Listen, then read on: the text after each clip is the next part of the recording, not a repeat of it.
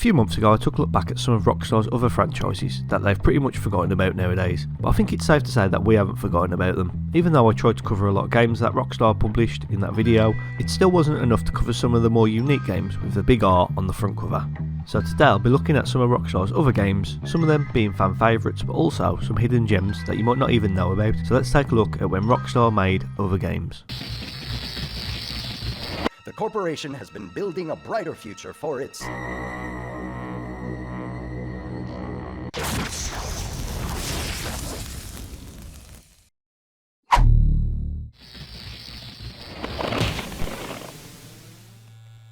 So the first game I need to look at today is probably the most unique out of all of them, and that is Smuggler's Run, which was released on the PlayStation 2 in 2000. It was a launch title for Sony's new system, and it also released before the massive success of GTA 3. It was developed by Angel Studios, who would later be known as Rockstar San Diego, and bring us the popular Midnight Club series. Smuggler's Run definitely feels like a launch title for a new console, and what I mean by that is, it's not as fleshed out with content and story like most games of this generation. It does feel like a glorified tech demo, especially for the first half an hour of playing it. The game comes with 3 modes, a campaign called Smuggler's Missions, Turf War, which is a sort of quick play mode for all the events, and then Joyriding, which is just free roam around the 3 maps. So what do you actually do in this game? Well, you smuggle things. Which I don't know about you, but the word smuggle is starting to sound made up after saying it this many times. But anyway, there's a few different modes here based around taking different items to checkpoints, sometimes racing against the clock, or sometimes taking on the cops or rival gangs. The way the campaign is set up is pretty basic. You just pick a mission from this menu and get started. No cutscenes, no story, nothing. You get about 35 missions in total, which the difficulty does get significantly harder as the game goes on. My favourite out of all the missions had to be Loot Grab, where you and 2 NPC teammates have to take on a rival team of 3 in a capture the flag type game mode. It does get a bit intense and seems like a fun mode to play with other people, which of course this game has a 2-player mode. In terms of gameplay, it's nothing groundbreaking, but it's playable. Sometimes the physics feel a bit janky, sometimes you'll hit something and be totally fine, other times it'll stop you dead in your tracks. But once you get the hang of it, it's a pretty fun game to play around with.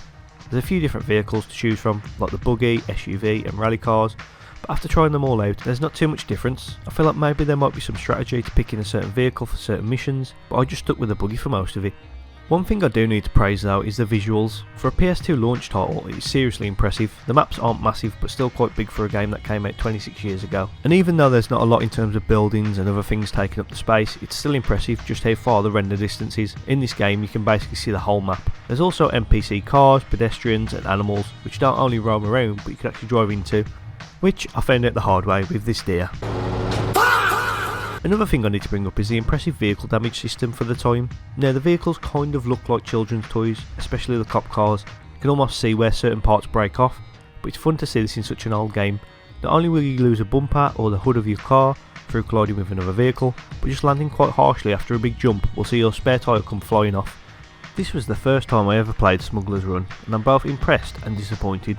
The game has some fun game modes and really impressive visuals and physics, but it just doesn't really have much structure in terms of its campaign. I mean, maybe I shouldn't be too hard on it. It is a PS2 launch title after all, but honestly, if you've ever been intrigued as to what a pre-GTA 3 Rockstar game would look like, then try it out. You can pick it up for super cheap for the PS2, or well, the game is promoting stolen goods, so you could, do the other thing that you can do to play old games, but I can't endorse that. The game would go on to have a sequel a year later, but since then this series has been pretty much abandoned and the only reference to it is in GTA Online, which makes sense. These game modes fit perfectly into that game, but I highly doubt Rockstar will ever revisit this dead franchise. Since the collapse of the federal government and the global economic crisis, the corporation has been building a brighter future for its citizens. The next game I need to talk about feels a bit like a fever dream. It's State of Emergency, and I've never heard anyone talk about it or anyone bring it up in any sort of video. I feel like I'm the only person who's ever played it, and even then, before recording this video, I couldn't really tell you what it's about or what the goal is, and after recording this video, I couldn't really tell you what it's about or what the goal is. It was developed by Viz Entertainment and published by Rockstar in 2002. The game is set in a dystopian United States where the corporation has completely taken over and things have hit a boiling point, and now there are riots taking place which you'll take part in over the course of the game to overthrow the corporation. It's crazy how this and Smuggler's Run have nothing to do with each other, but yet feel eerily similar in terms of what game modes they offer. You have 2 options: Chaos, a more arcadey version of the game with a timer and a high score, or Revolution, a more objective based mode. So what do you actually do in State of Emergency? Well, the best way to describe it is if you take GTA, Crazy Taxi and a little bit of Dead Rising, mix it up in a blender, you get this game. The game modes have this unhinged chaos to them, like Crazy Taxi. The over-the-top violence feels like an early 3D GTA game, and Dead Rising because, well, the first level's set in them all. I mostly played Revolution mode, which I guess is the game's campaign, and to be honest, it's quite hard to grasp what I'm actually supposed to do to progress in the game. It never tells you, you just keep doing missions I think until the game is ready to move on to the next location. The missions are the usual stuff you get in a game like this, like escort the person here, go here and take this group of enemies out, and most frustrating one, take out a certain NPC before they walk out the front door. Which is a lot harder than it looks, because you can't actually lock on to a certain character to attack them, so when you're swarmed by a group of enemies, they always just end up slipping past.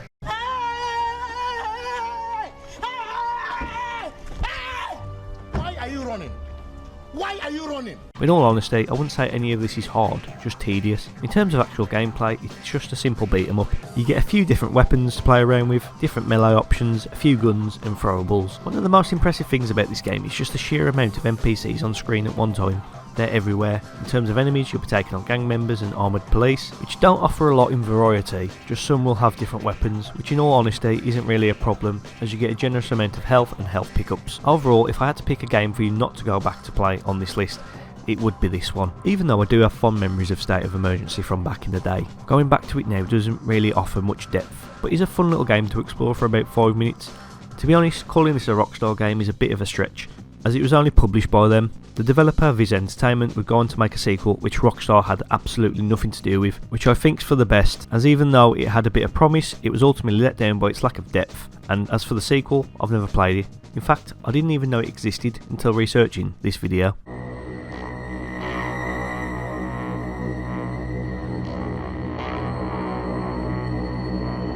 So the next game I'll be talking about is one of the most controversial games Rockstar has ever released, which is crazy when you think this is the same people that gave us GTA. That game is of course Manhunt. Released in 2003 on PS2 and Xbox and developed by Rockstar North, you play as a convicted murderer who's been given the death penalty but has a second chance at life. The only catch is he has to survive and kill a gang that have been sent in to kill him, whilst it's all being filmed as part of a snuff film. You're probably already understanding why this game was so controversial. Manhunt is essentially a stealth game. Throughout each level, your objective is to get from point A to point B, but unlike other stealth games that let you sneak past enemies, in this your main objective is to take them out with a wide variety of weapons at your disposal, getting close enough to pull off brutal executions. Honestly, the whole thing feels like that one mission in GTA San Andreas when you steal Mad Dog's rhyme book, which instantly makes this game sound terrible, but I wouldn't say it is, it's just a bit underwhelming. I think what made this game so popular was its publicity and it being banned in certain countries. It definitely wasn't groundbreaking, and just think, this was a stealth game going up against Metal Gear Solid 2 and Splinter Cell, so it already had some pretty tough competition to live up to.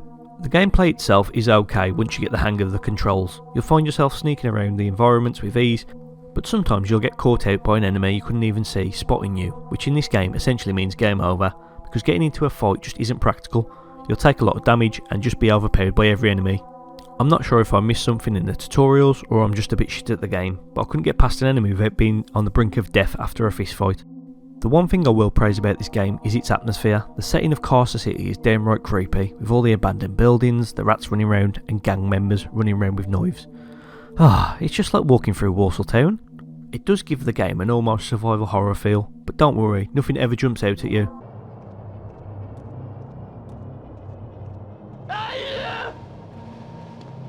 That just happens throughout the game, no warning, you just get jump scared every now and again. Man, if I wanted jump scares, I would have played a Resident Evil game. Oh, I already have. Link in the description. In all honesty though, the game's aesthetic is what makes it memorable. The whole found footage look, the creepy soundtrack and characters, just the whole vibe makes you feel uneasy the whole way through. And I can see by 2003 standards, while this was considered controversial, the game would receive pretty average reviews, but because of its controversy, Rockstar just had to capitalise on it, and they would release a sequel, Manhunt 2, in 2007, which got even more bad publicity, which is probably just what Rockstar wanted. Manhunt was never going to be able to compete with the giants of the stealth genre, but it offered something completely different. A brutal world for you to explore which blurred the lines between stealth action and survival horror. Manhunt was a game I always skipped, just due to never really being able to get into it, but playing it today I can see why so many people look back on it so fondly. Thank you so much for watching today's video. If you're still here, maybe consider subscribing to the channel. We're so close to 1000 subscribers, so if you could be one of those 208 people to subscribe, that would mean a lot. And it's also the best way to keep up to date on the channel to see what videos I'm working on next, with a new full length video every single month. Thank you for supporting the channel. Now let's get back to the video. Next up is probably the most interesting game I'll be talking about today. It is Red Dead Revolver, the first game in the legendary Red Dead series. The only series really that Rockstar still gives any time to other than GTA. Now whilst Red Dead Redemption 1 and 2 are big open world action epics with deep stories and even deeper worlds to explore, Red Dead Revolver is a little different. Released in 2004 on the PS2 and Xbox and developed by Rockstar San Diego, Red Dead Revolver is a third-person shooter set in the Wild West where you play as Red Harlow, who is seeking revenge after his mom and dad are killed in a shootout at the very start of the game. Revolver actually has a very interesting origin story. It started as a Capcom game, with a Japanese publisher working alongside Angel Studios, the same people who made Smuggler's Run, but sadly the partnership fell through. But after Rockstar acquired the studio and renamed it Rockstar San Diego, they decided to restart work on the game. It's insane to think if Rockstar never bought out Angel Studios, we would never have gotten two of the greatest games in the last 15 years. But I'm not here to talk about them. I'm here to talk about Red Dead Revolver, which holds up surprisingly well. It's very much a traditional, linear, third-person shooter experience. But in all honesty, that's not a bad thing, as there's a lot of variety in the missions and enemies you'll be taking on, from old school Wild West towns to fighting on top of an old steam train. It's a fun story mode to play through, full of fun characters along the way. You can really tell the developers enjoyed crafting this world, with all the little nods to old western movies. I was surprised as well to find out that the game has an in-depth upgrade system where you can buy new clothing options, guns and things like health upgrades, and even repair your weapon throughout your playthrough. We also see Deadeye for the first time, which is now a staple of the series, where you slow down time to make more precise shots on your enemies, which you'll definitely need it more than ever in this game. The aiming isn't great, but the hitboxes are very generous, almost too generous, as you can literally aim near the enemy and still manage to hit them, which made it feel like I was just pressing the shoot button randomly and still managing to take out the enemies. It does make the game feel a bit easy in the early stages, but as you progress through the game it starts to get a bit more challenging, as you'll be playing as other characters throughout the campaign also. Revolver doesn't just have the story mode though, it also comes with a multiplayer mode called Showdown. It's a simple PvP mode. You can either play split screen or with bots on the maps used in the story mode. I remember playing this way back in the day and really enjoying the setup and crazy characters. Red Dead Revolver doesn't take itself too seriously as its spiritual successors, which makes it a bit unique. It's just a fun Wild West action game, and I definitely think for any fan of the Red Dead series, if you haven't played it before, you should definitely check it out. I think it's been re-released on modern consoles and is readily available to play, so if you haven't already, go and check out the origin of the Red Dead franchise. Finally, it's time to talk about the one game that got mentioned more than any other in the comments of my last Rockstar video.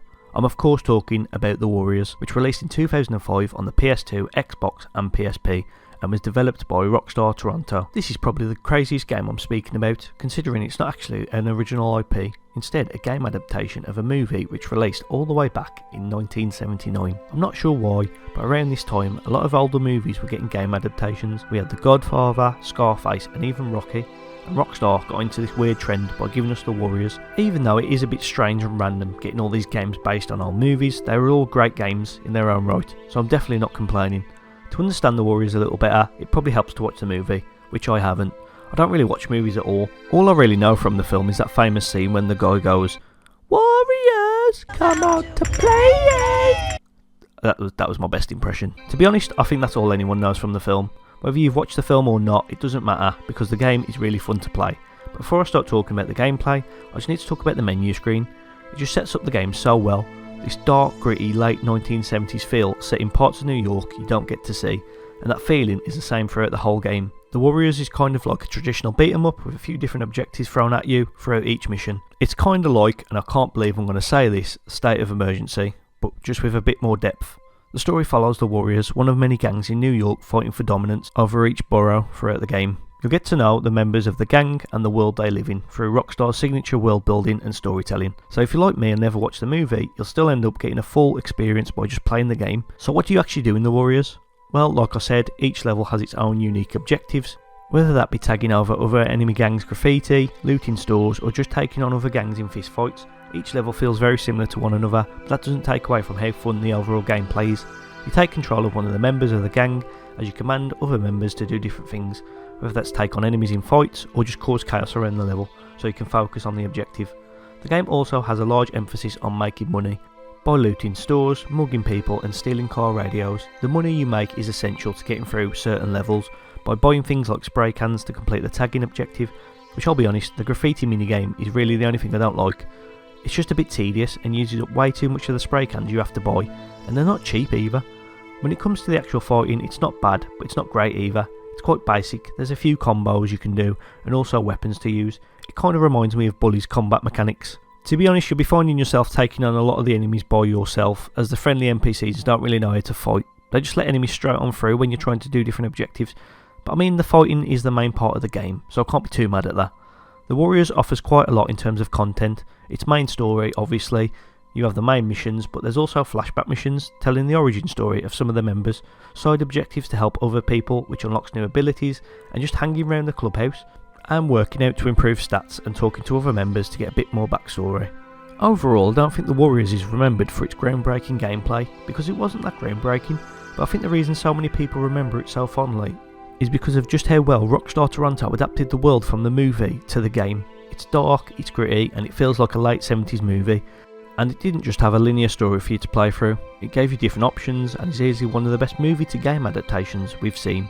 Like I also said at the start, it had a PSP port which was really impressive, and I think it's also available on modern PlayStation consoles through the PlayStation Store. So if you've never played The Warriors, I can't recommend it enough. It's a fun beat 'em up with a great world and story to explore. The main thing I've noticed in this video is between the release of Smugglers Run in 2000 and The Warriors in 2005, you can clearly see the tonal shift in Rockstar Games' offerings.